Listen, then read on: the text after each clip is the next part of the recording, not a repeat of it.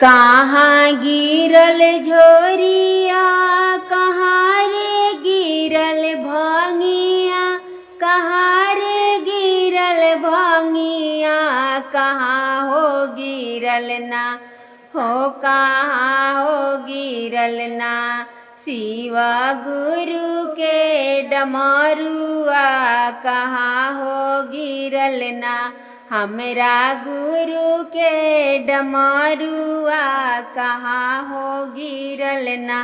खेत में गिरल भंगिया, दुआरे गिरल झोरिया, दुआरे गिरल झोरिया, अंगने में गिरल ना, हो अंगने में गिरल ना।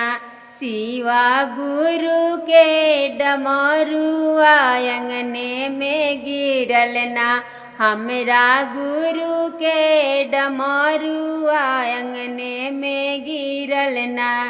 के पावे झोरिया, अरे के पावे भोंगिया, अरे के पावे भोंगिया, के हो पावे ना, हो के हो पावे ना।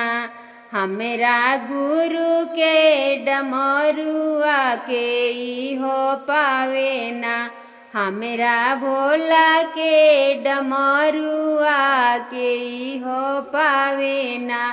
ससुर जी पवनी भोंगिया, भसुर जी पवनी झोरिया, भसुर जी पवनी झोरिया, सैया जी पवनी ना, हो सैया जी पवनी ना।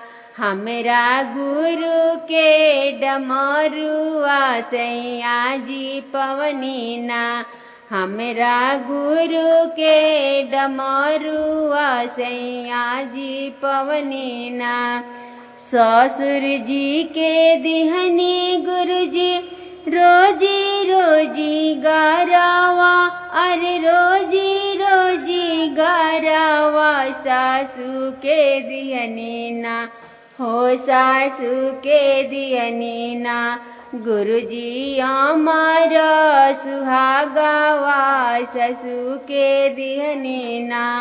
शिव गुरु मांगा के सेनुरावा, ससु के दिहनी ना।